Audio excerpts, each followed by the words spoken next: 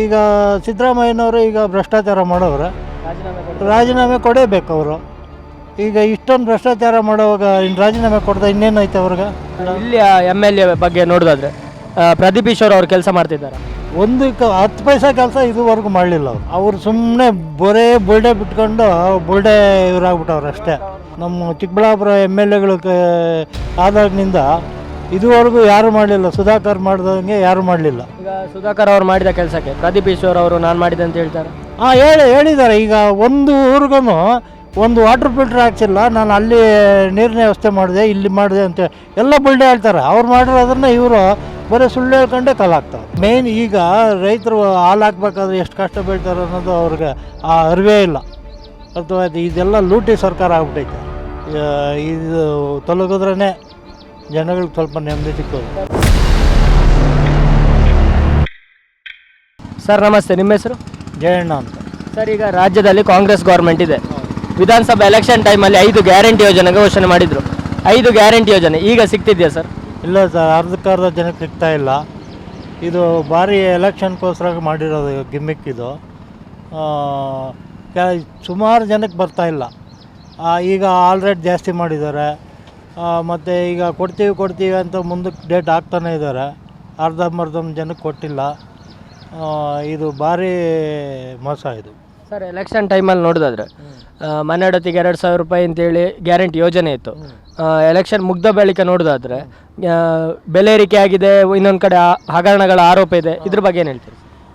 ಅದೇ ಇದು ಭಾರಿ ಭ್ರಷ್ಟಾಚಾರ ಸರ್ಕಾರ ಆಗ್ಬಿಟ್ಟೈತೆ. ಇದು ತೊಲಗಿದ್ರೇ ಜನಗಳಿಗೆ ಸ್ವಲ್ಪ ನೆಮ್ಮದಿ ಸಿಕ್ಕೋದು. ಸರ್, ಈಗ ಪೆಟ್ರೋಲ್ ಡೀಸೆಲ್ ಮೇಲೆ ಜಾಸ್ತಿ ಮಾಡಿದ್ದಾರೆ. ತರಕಾರಿ ಬೆಲೆ ಜಾಸ್ತಿ, ಬೇಳೆಕಾಳು ಎಲ್ಲ ರೇಟ್ ಜಾಸ್ತಿ ಮಾಡಿದ್ದಾರೆ. ಈ ಕರೆಂಟ್ ಬಿಲ್ ಜಾಸ್ತಿ ಮಾಡಿದ್ದಾರೆ. ಪ್ರತಿಯೊಂದು ಜಾಸ್ತಿನೇ. ಈ ಸರ್ಕಾರ ಬಂದಾಗಿನಿಂದನೂ ಒಂದಲ್ಲ ಒಂದು ಜಾಸ್ತಿ ಮಾಡ್ತಾನೆ ಇದ್ದಾರೆ. ಈಗ ಮೊನ್ನೆ ಹಾಲ್ ರೇಟು 2 ರೂಪಾಯಿ, ಅರ್ಧ ಲೀಟ್ರಿಗೆ 2 ರೂಪಾಯಿ ಜಾಸ್ತಿ ಮಾಡಿದ್ದಾರೆ. ಈಗ 1 ಲೀಟ್ರಿಗೆ 2 ರೂಪಾಯಿ ಜಾಸ್ತಿ ಮಾಡಿದ್ದಾರೆ. ರೈತರಿಗೆ 2 ರೂಪಾಯಿ ಕಟ್ ಮಾಡಿದ್ದಾರೆ. ಈಗ ಮೇನ್ ಈಗ ರೈತರು ಹಾಲು ಹಾಕ್ಬೇಕಾದ್ರೆ ಎಷ್ಟು ಕಷ್ಟ ಬೀಳ್ತಾರೆ ಅನ್ನೋದು ಅವ್ರಿಗೆ ಆ ಅರಿವೇ ಇಲ್ಲ. ಅಥವಾ ಇದೆಲ್ಲ ಲೂಟಿ ಸರ್ಕಾರ ಆಗ್ಬಿಟ್ಟೈತೆ. ಅದರಿಂದ ಭಾರಿ ಭ್ರಷ್ಟಾಚಾರ. ಮೊನ್ನೆ ನೋಡ್ರಿ, ಅದು ಭ್ರಷ್ಟಾಚಾರ ಮಾಡೋರೆ. ವಾಲ್ಮೀಕಿ 178 ಕೋಟಿ ಅದು ಹಗರಣ ಮಾಡೋರೆ. ಹಿಂಗೆ ಸಿಕ್ಕಾಪಟ್ಟೆ ಮೂಢ ಹಗರಣ. ಸಿದ್ದರಾಮಯ್ಯ ಅವ್ರ ಮೇಲೆ ಬಹಳ ದೊಡ್ಡ ಆರೋಪ ಅಂತ ಹೇಳಿದ್ರೆ 4,000 ಕೋಟಿ ಆರೋಪ, ಮೂಢ ಹಗರಣ ಇದೆ. ಯಾರಿಗೆ? ಜನಸಾಮಾನ್ಯರಿಗೆ ಸಿಗಬೇಕಾದ ಸೈಟ್ ಅನ್ನು ತಮ್ಮ ಹೆಂಡತಿ ಹೆಸರಿಗೆ ಮಾಡಿದ್ದಾರೆ ಅಂತ. ಅದು ಭಾರಿ ಭ್ರಷ್ಟಾಚಾರ. ಮೊದಲು ಈ ಸರ್ಕಾರ ತೊಲಗಿದ್ರೇ ಏನಾದರೂ ಜನಕ್ಕೆ ನೆಮ್ಮದಿ ಆಗೋದು. ಸರ್, ಈಗ ಇಲ್ಲಿ MLA ಬಗ್ಗೆ ನೋಡೋದಾದ್ರೆ ಪ್ರದೀಪ್ ಈಶ್ವರ್ ಅವ್ರು ಕೆಲಸ ಮಾಡ್ತಿದ್ದಾರೆ. ಅವ್ರು ಸುಮ್ಮನೆ ಬರೇ ಬುಲ್ಡೆ ಬಿಟ್ಕೊಂಡು ಬುಲ್ಡೆ ಇವರಾಗ್ಬಿಟ್ಟವ್ರು ಅಷ್ಟೇ. ಯಾವ ಹಳ್ಳಿಗೂ ಹೋಗಿಲ್ಲ. ಸುಮ್ಮನೆ ಹೇಳ್ತಾರೆ, ಅಲ್ಲೆಲ್ಲೋ ಒಂದು ವಾರ್ಡಾಗೆ ಹೋಗ್ಬಿಟ್ಟು ನಾನು ಡೈಲಿನೂ ಮನೆಗೆ ಹೋಗ್ತೀನಿ ಅಂತ ಹೇಳ್ತಾರೆ. ಫುಲ್ಲು ಸುಳ್ಳು. ನಮ್ಮ ಕಡೆ ಬಂದೇ ಇಲ್ಲ. ಎಲ್ಲಿ ಯಾವ ಹಳ್ಳಿಗೂ ಹೋಗಿರಲ್ಲ. ಬರೀ ಸುಳ್ಳು ಹೇಳ್ಕೊಂಡು ಸೋಷಿಯಲ್ ಮೀಡಿಯಾದಲ್ಲಿ ನಾವು ನೋಡೋದಾದ್ರೆ ಅವ್ರು ಜನಸಾಮಾನ್ಯರ ಜೊತೆ ಇರುವಂತಹ ಫೋಟೋಗಳಾಗಿರ್ಬೋದು, ಮನೆ ಭೇಟಿ ಆಗಿರ್ಬೋದು, ಜನ ಸಂದರ್ಶನ ಆಗಿರ್ಬೋದು, ಈ ಥರದ ವೀಡಿಯೋಸ್ ಎಲ್ಲ ಇರ್ತೈತೆ. ಅದೇ 1-2 ವಾರ್ಡ್ಗೆ ಹೋಗ್ತಾರೆ. ಅಲ್ಲಿ ಹೋಗ್ಬಿಟ್ಟು ಸುಮ್ಮನೆ ವೀಡಿಯೋ ಮಾಡ್ಕೊಳೋದಕ್ಕೆ ಮಾತ್ರ ಮಾಡ್ತಾವ್ರೆ ಅಷ್ಟೇ.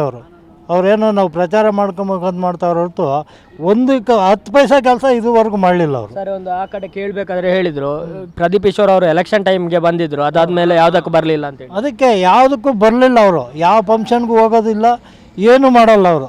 ಸುಮ್ಮನೆ ಇದು ಮಾಡ್ತಾ ಇದ್ದಾರೆ ಅಷ್ಟೇ, ಬರೇ ಬುಲ್ಡ.